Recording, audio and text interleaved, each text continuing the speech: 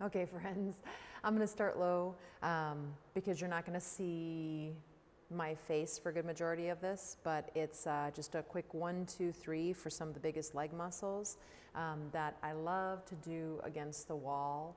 And since I've been talking about like post-recovery, I mean, you don't have to do it post-recovery, you can do it pre-anything too, but these are 3 big ways to get the calves, the hamstrings, and the quads, yeah?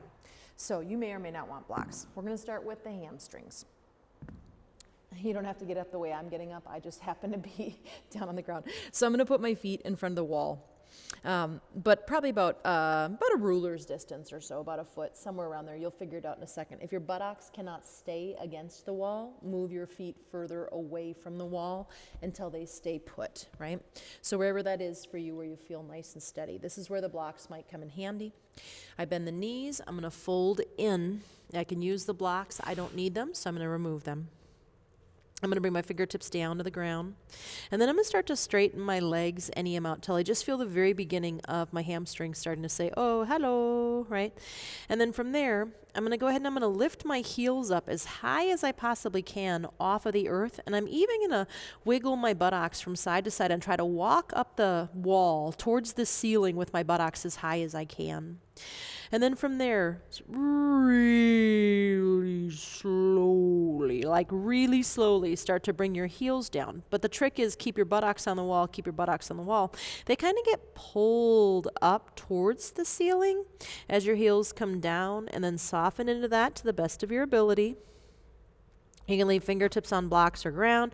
You can grab elbow points if your knees need to be a little bit bent because it's too intense. Like, find a place where, yeah, you're stretching and you're feeling those hamstrings, the muscles on the back of the thighs, but where you can live here and even begin to soften, where they can begin to soften. Let's take 2 more breaths here. Really root down through those feet. Try to distribute the weight evenly. To come out of this, we're going to bend our knees a little bit, look forward, hands on blocks or ground. I'm even going to walk my feet away from the wall just a little bit, just little kind of skitter steps, right? And then I'm just going to slowly bend those knees and roll up the wall. Okay, so now you're not going to see my face, but you don't need to. You just need to see my lower body. This was in today's this week's 20-minute one, right? We're going to bring our ball moans up on the wall. Doesn't matter. Let's say right foot, I guess. That way I make sure I'm saying things clearly, because Lord knows I don't always do that. And I'm going to try to see if I can even that out. Like, my pinky toe would love to drop down, and I'd love to be in an angle. I'm going to try to have my foot nice and even from right to left. And then from there, right, my fingertips can be on the wall. And it's not that my head goes to the wall, but find that your hips start to move into the wall, and you start to pull your frontal hip points up. Now, I find I need a little more, so I lift my left heel and I come onto the ball mounds of my left foot so I can move my hips a little closer to the wall, right? My right pinky toe really wants to drop down, so I'm trying to stop that from happening again so that I have this even quality in the sole of my foot. It's not wrong, it's just one way to work it, that's all. Take another breath from here. And go ahead and bring that down. If you can't tell, I'm trying to get you into the calf, right? The big meaty part of the calf.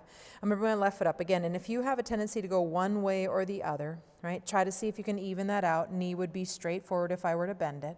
And then from that place, I'm going to start to move my hips in towards the wall. I find a nice lever is I can lift my right heel a little bit to help me with that action.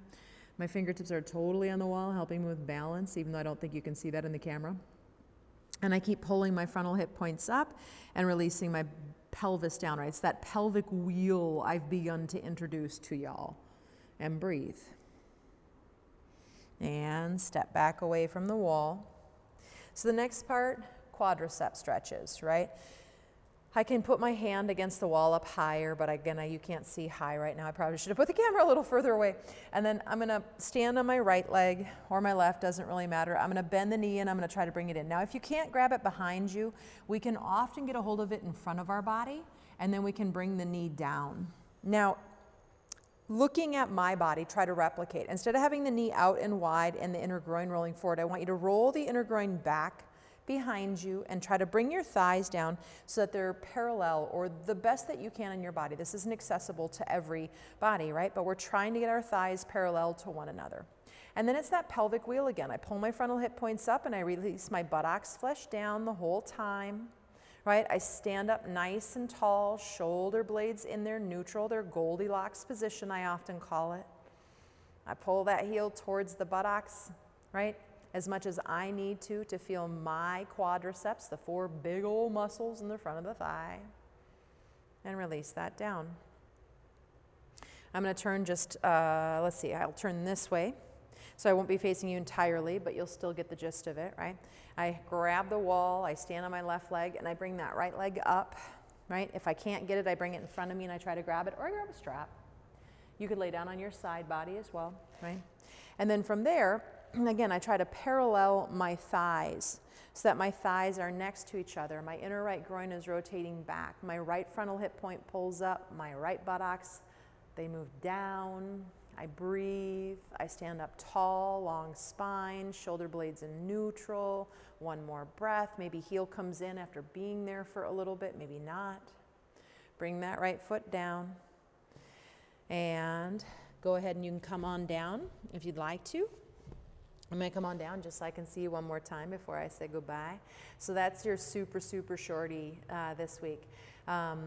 I like to do that particularly before being really active or after, just to give those big old muscles. But again, you know, with our lifestyles these days, sitting down a lot of the various things, I just think it's awesome to stretch and open those muscles. Okay, I'm going to stop talking now. Oh. Namaste.